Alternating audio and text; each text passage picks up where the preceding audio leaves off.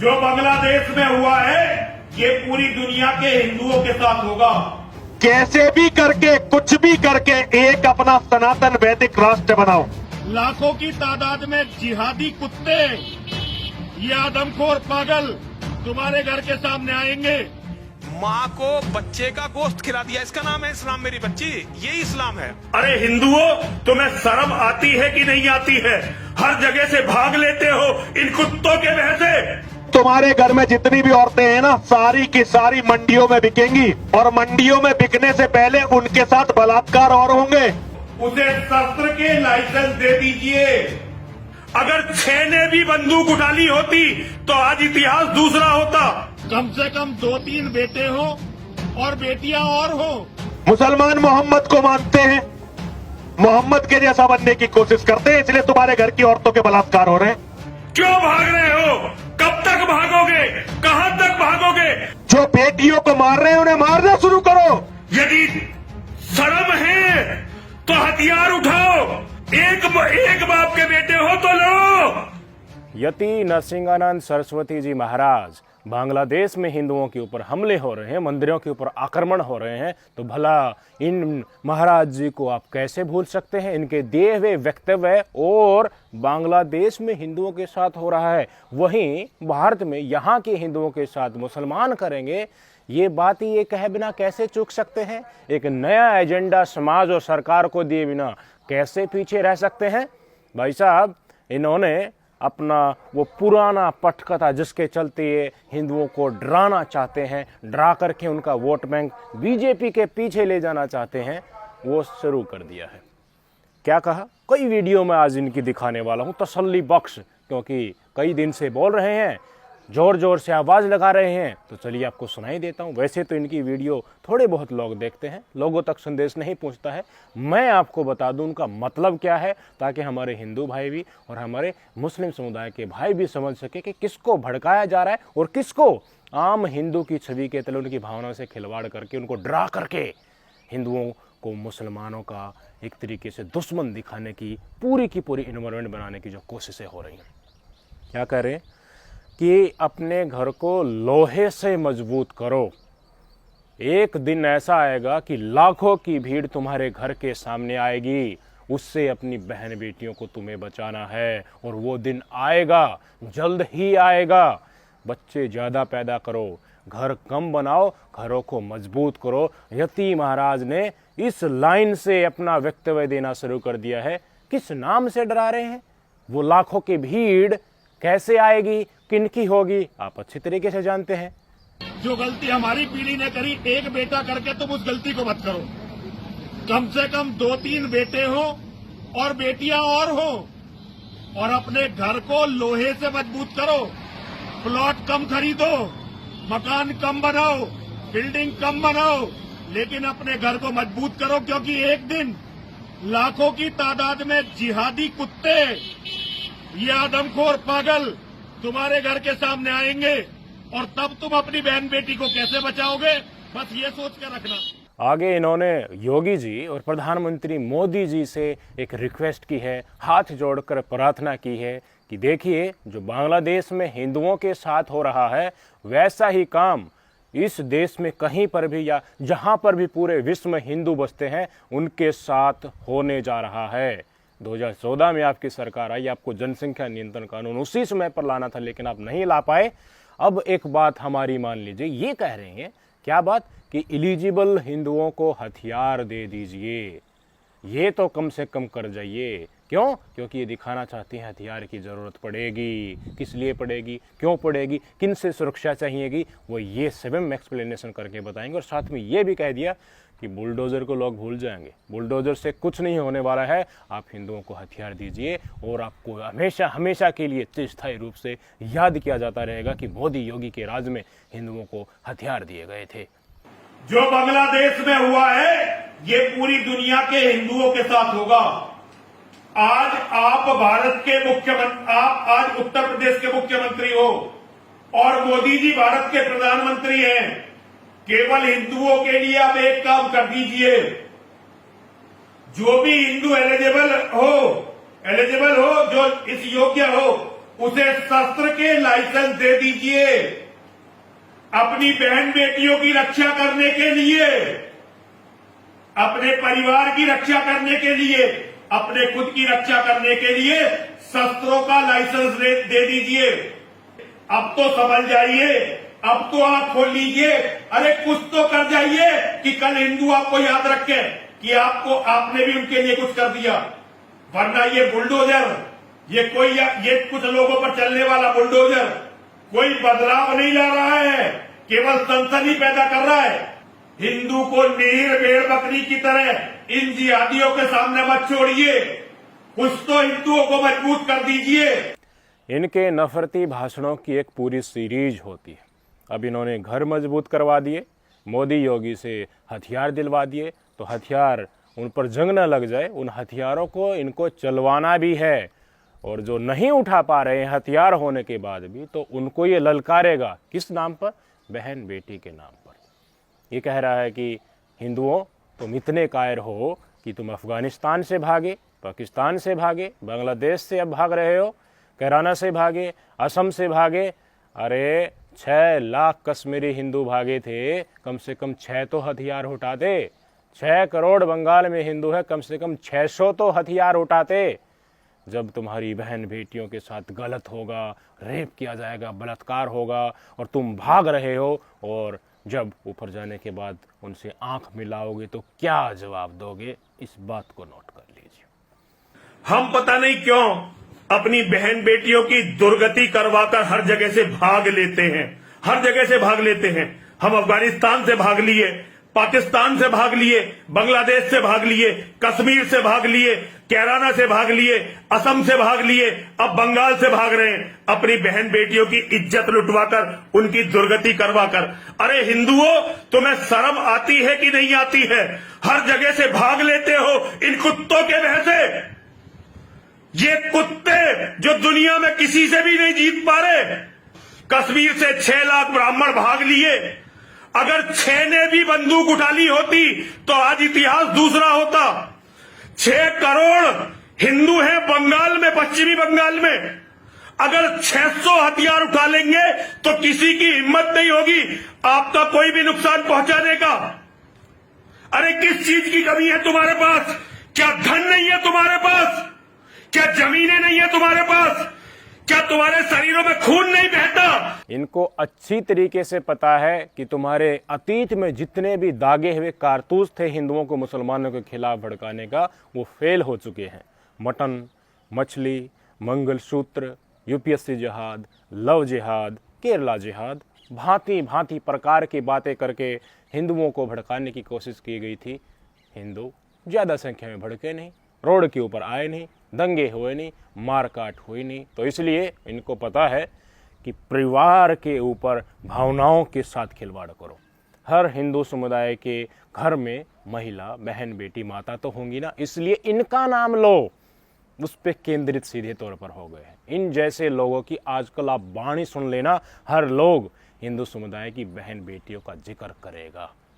क्यों करेगा? क्योंकि इनको पता है इससे घर में जो बैठा हिंदू है उनकी भावनाएं आहत होंगी। हथियार चलाने के लिए खुलेआम कर रहा है, कह रहा है कि एक बाप के बेटे हो तो लड़ो, हथियार उठाओ। ऐसे काम नहीं चलने वाला। भागे भागे कब तक फिरोगे? क्यों भाग रहे हो? कब तक भागोगे? कहां तक भागोगे? और जो अपनी बहन बेटियों की इज्जत नहीं बचा पा रहे, उन्हें भागकर भी क्या मिल जाएगा? यदि शर्म है तो हथियार उठाओ, और यदि निर्लज्ज हो तो कहीं डूब के मर जाओ। कोई तुम्हें नहीं बचा सकता, कोई तुम्हें बचाने नहीं आएगा। क्यों बचाने आएगा तुम्हें? ऐसे कीड़े मकोड़ों की तरह जिंदा रहकर क्या करोगे? जरा सोचो। भगवान को जाकर क्या जवाब दोगे? जो तुम्हारी बहन बेटियों से बलात्कार हो रहा होगा, उन बेचारियों की आंखों में देखकर क्या कहोगे उनसे? जरा बताओ मुझे। अरे अगर अपने बाप के बेटे हो, एक बाप के बेटे हो तो लड़ो, और दुश्मन को उसकी औकात दिखाओ। मतलब क्या हुआ इसका? ये जमीन तैयार कर रहे हैं यहां के लिए, एक छोटा सा भी इंसिडेंट आए और हमारे हिंदू समुदाय के लोग हथियार लेकर टूट पड़े, दंगे हों और भाजपा यूं ही राज करते रहे, बेरोजगारी, महंगाई, जिस एंटी इंकम्बेंसी मोदी की तरफ जो हो रही है वो न हो। एक तस्वीर मैं आपको दिखाना चाहूँगा, मोदी जी की तस्वीर है। मलेशिया के प्रधानमंत्री अनवर इब्राहिम जी इनसे गले मिल रहे हैं। वो सामने से आ रहे हैं तो बाहें फैला रहे हैं जैसे 10 को बाद कर्ण अर्जुन मिल रहे हों, कृष्ण सुदामा मिल रहे हों। अनवर इब्राहिम कौन है भाई साहब? इन्होंने हिंदू समुदाय के लड़कों को खुलेआम ऑन कैमरा इस्लाम कबूल करवाया है। और मेरे भाई जाकिर नाइक को शरण देने वाला यही देश है। और मोदी जी देखिए उनके साथ बाहें फैलाकर गले मिल रहे हैं। यति नरसिंहानंद सरस्वती जी महाराज, अब आप मुझे बताइए, आप कह रहे थे कि एक दिन इनकी भीड़ लाखों की संख्या में हिंदुओं के घर के सामने आएगी, पूरी दुनिया में हिंदू कहीं पर भी रह रहे हो उन हिंदुओं को ये नहीं छोड़ेंगे, ये कहना था। लेकिन मलेशिया का प्रधानमंत्री भी तो मुस्लिम है और मोदी जी उनसे गले मिल रहे हैं और मोदी जी से आप हथियार देने का आग्रह कर रहे हैं। ये विरोधाभास नहीं हुआ? इससे क्या संदेश मिलेगा? मोदी जी लोकसभा चुनाव के दौरान मटन, मछली, मंगलसूत्र, घुसपैठिए, मुसलमान ज़्यादा बच्चे पैदा करने वाले में बांटेंगे, ये मोदी जी के ही तो शब्द हैं। और बाहर जाते ही आप बाहें फैलाने लगते हैं। अरब कंट्रीज के शेखों से आप गले मिलकर फूला नहीं समाते हैं। मतलब क्या हो? आपको बाहर के मुस्लिम प्रिय है लेकिन देश में आपको नफरत रखनी है। एक भी नफरतबाज चिंटू मुझे बता दीजिए, जब मोदी जी अरब कंट्रीज के जनप्रतिनिधियों से मिलते हैं और गले फैलाकर, हाथ बाहें यूँ फैलाकर कर्ण सुदामा और कर्ण अर्जुन और कृष्ण सुदामा की तरह मिल रहे हैं, तो जितने भी धर्म के ठेकेदार हैं एक भी लफ्ज ये लोग निकालते हैं? नहीं निकालेंगे। इनको पता है कि नफरत को हमें, इनको एजेंडा जो दिया गया है भारत तक ही केंद्रित रखना है। इनको मोदी योगी के ऊपर प्रशंसित इस तरह की तस्वीरें दिखाकर खड़े करेंगे तो पता चल जाएगा ना कि असल चाल चरित्र चेहरा क्या है। बाहर तो ऐसे ही रहना है, मन में तो कुछ हो रही है। अगर इतने ही मुसलमान इस देश के लिए खतरनाक होते तो मोदी जी क्यों मिल रहे हैं उनसे? उस देश के जनप्रतिनिधि से क्यों मिल रहे हैं? उन देशों को स्किप क्यों नहीं कर देते? क्या एक देश के बिना हमारी अर्थव्यवस्था नहीं चल सकती? लेकिन आप आम हिंदुओं को भड़काना है, आम मुसलमानों को इस तरह की हेट स्पीच से उत्तेजित करना है ताकि वो काउंटर कुछ कर दे, कम से कम एक तो निकल कर आए, कुछ ना कुछ तो वो करे। उसके बाद जो हिंदू भड़काए हैं उनको उनके साथ लड़ा दो, बस मन बन गया। समझो, आपके दिमाग के साथ सुनिए जिस तरीके से, किस तरीके से खेला जा रहा है। भाई साहब, यति जी को तो पूरे दुनिया के हिंदुओं की चिंता है, लेकिन मोदी जी को देखिए बिल्कुल नहीं है, योगी जी को नहीं है। और कैसे गले मिले। समझो मेरे भाई, ये पूरे नफरती चिंटू, धर्म के ठेकेदार, कोई भगवा पहने हैं, कोई हेट स्पीच दे रहा है, कभी बांग्लादेश मुद्दे पर, कभी सीए एनआरसी मुद्दे पर, ये मुंह दिखाने के लिए आ जाते हैं क्योंकि ये सत्ता संरक्षित है। पूरा माया जाल चल रहा है जिसमें गोदी मीडिया भी शामिल है।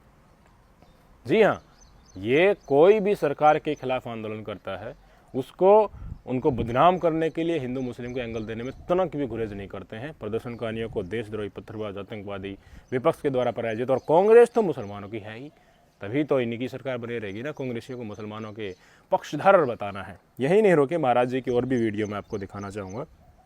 इन्होंने चैलेंज किया, दिखाना चाहा कि हालत क्या है। 370 हट गई जे&के में, जाकर दिखा दो ना, एक भी हिंदू बसकर दिखा दो। अरे कश्मीर का छोड़िए, दिल्ली में जहाँ मुस्लिम बहुल इलाके हैं, कम से कम वहाँ तो बसकर दिखा दो तुम। 8 साल रुक जाओ, 8 साल के बाद गौ माता को तो छोड़िए, गौ माता को तो छोड़िए, सरेआम तुम्हारी बहन बेटियों की मंडी लगा पड़ेगी। 370 हट गई, जाके देख, एक आदमी रह गया तो देखो कश्मीर में। अरे तुम्हारे दिल्ली में जो मुस्लिम बाहुल्य क्षेत्र हो गए वहां तो हिंदू रह नहीं पा रहा, लेकिन हिंदुओं को चाहिए फर्जी बातें, झूठे नारे। 8 साल और निकाल लो सोते हुए ऐसे ही, जैसे तुमने हजारों साल निकाल दिए ना, केवल 8 साल और तुम्हें ऐसे ही सोना है। फिर धरती की कोई ताकत, तुम्हारी घर में जितनी भी औरतें हैं, तुम गाय की रक्षा की बात कर रहे हो, गाय तो आएगी मुसलमानों के खाने के काम केवल, लेकिन तुम्हारे घर में जितनी भी औरतें हैं ना, सारी की सारी मंडियों में बिकेंगी, और मंडियों में बिकने से पहले उनके साथ बलात्कार और होंगे। आ गए ना परिवार तक, माताओं बहनों तक। इनको पता है उसी से लोग उठ सकते हैं घर से, वरना सारे जितने 30 में कारतूस छोड़े थे वो तो फुस हो गए हैं, वो काम ही नहीं कर रहे हैं, लोग सड़कों पर ही नहीं आ रहे। 8 साल का अल्टीमेटम दिया है, 8 साल के बाद गोमाता को तो वो खाएंगे ही खाएंगे, तुम्हारी बहन बेटियों के साथ गलत होगा, घर से निकालेंगे, उनकी मंडी लगाई जाएगी। भाई साहब, इसलिए इन्होंने कहा है जिसको आप मानते हो उन जैसा बनने को कोशिश करो। हनुमान जी को मानते हो तो हनुमान जी जैसा, राम जी को मानते हो तो राम जी जैसा, वाल्मीकि जी को मानते हो महर्षि वाल्मीकि जैसा बनो। मुसलमान मोहम्मद को मानते हैं, इसलिए मोहम्मद जैसा ही बनने का कोशिश करते हैं, इनके वर्डिंग है, इसलिए वो बलात्कार जैसी घटनाओं को अंजाम देते हैं। मोहम्मद साहब के बारे में ये वक्तव्य इस व्यक्ति के हैं। जिसको भी मानते हो उसके जैसा बनने की कोशिश करो। मुसलमान मोहम्मद को मानते हैं, मोहम्मद के जैसा बनने की कोशिश करते हैं, इसलिए तुम्हारे घर की औरतों के बलात्कार हो रहे हैं, इसीलिए तुम्हारी गाय खाई जा रही है। जिस दिन तुम राम बनने की कोशिश करोगे, जिस दिन कृष्ण बनने की कोशिश करोगे, उस दिन समाधान निकलेंगे। गाय बचाना चाहते हो, अगर गाय तुम्हारी मां है तो अपनी मां के लिए कोई कानून मत मांगो, कानून तो दूसरे मांगेंगे। जिस दिन तुम अपनी मां के हत्यारों को मारना शुरू कर दोगे, दूसरे मांगेंगे। बेटी के लिए कानून मत मांगो, जो बेटियों को मार रहे हैं उन्हें मारना शुरू करो, उसके बाद कानून वो मांगेंगे। और अपनी आबादी बढ़ानी शुरू करो, जनसंख्या नियंत्रण कानून वो मांगेंगे। अब इनका क्या ही अर्थ निकाला जाए वो मैं आप सबके ऊपर छोड़ता हूं। आगे भी इन्होंने बहुत कुछ बोला है कि देखिए, जनसंख्या नियंत्रण कानून तुम मत मांगो, वो मांगेंगे। कैसे? मारना शुरू करो, काटना शुरू करो, गौ माता के हत्यारों को काट दो, मार दो। गौ माता के लिए, गौ माता की रक्षा के लिए कानून वो लोग मांगे। यानी आखिर तक आकर के इन्होंने अपनी मन की जो मनसा थी वो सबके सामने पूरी कर दी कि हथियार उठा लो और रोड के ऊपर आ जाओ, मुसलमानों के खिलाफ हिंसा का खुला आगाज कर दो। लेकिन हम क्या समझ नहीं सकते? हमारे मुस्लिम समुदाय के भाई क्या समझ नहीं सकते इनकी मंशा क्या है? ये भौंकते रहते हैं, ये भाषण देते रहते हैं, हर समय पर ये अनर्गल बातें करते रहते हैं, लेकिन इन्हीं के कमेंट में लोग गाली देकर इनको चले जाते हैं। कोई समाज में प्रभाव नहीं पड़ता। उनको पता है कि आखिर में काम भाईचारे से ही चलना है। हर लोग मुसलमान इस देश के यही रहेंगे, कहीं नहीं जाने वाला है। भाई साहब, आप मुझे बताइए, अगर मुसलमानों से आपको इतना ही परहेज है तो चारा क्या है आपको? मुसलमानों को इस देश से तो निकाल नहीं सकते। वो बाई फोर्स नहीं है, बाई चॉइस यहाँ पर है।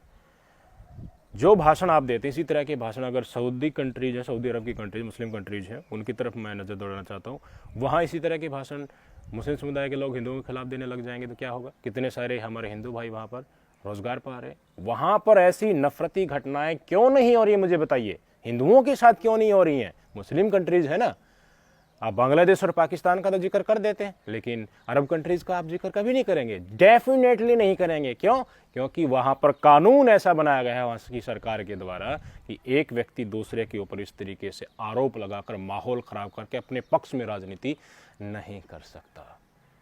तो मोदी जी और योगी जी को बोलिए, अगर मुसलमान इतने खराब हैं तो सख्त कानून बनाएंगे, सऊदी अरब जैसे कानून बनाएंगे, सब हिंदू सुरक्षित हो जाएंगे। किस लिए आम हिंदुओं को भड़का करके सड़क पर ला करके उनके हाथ में चाकू, तलवार और बंदूक दे रहे हैं? जेल में चढ़ाने के लिए उनको। मोदी योगी किस लिए बैठे? बाहर वाले मुसलमानों से गलबैया लड़ाएंगे, छोड़ेंगे नहीं, पकड़ लेंगे कस करके उनको और देश के मुसलमानों से नफरत करेंगे। कानून से राज होगा। अगर कुछ गलत हो रहा है तो हर समुदाय में गलत है, हर तरह के व्यक्ति हैं, हर तरह की मानसिकता होती है, चरमपंथी कट्टरवादी हर धर्म और हर जाति में है। कानून सख्त कीजिए उनको रोकने के लिए।